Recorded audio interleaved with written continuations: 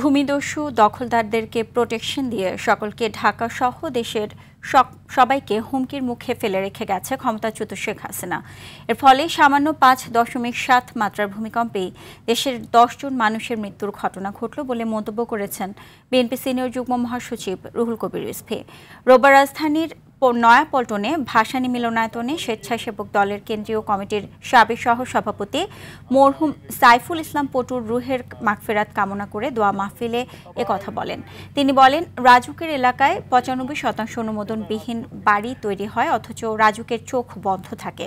এদিকে দলটির যুগ্ম মহাসচিব হাবিবুন নবী খান সোহেল বলেন, ঢাকা এখন একটি বোমায় পরিণত হয়েছে। 8 থেকে 9 মাত্রার ভূমিকম্প হলে ঢাকা পম্পেই নগরীতে পরিণত হবে। সমাজ এমন ভাবে বিভাজিত হয়েছে, এটা শেখ হাসিনা সবচেয়ে বেশি করে গেছে। খারাপ মানুষ, সন্ত্রাসী, ভূমি দখলকারী, এদেরকেই আপনার প্রোটেকশন দেওয়া হয়, এদেরকেই টিকিয়ে রাখা হয়।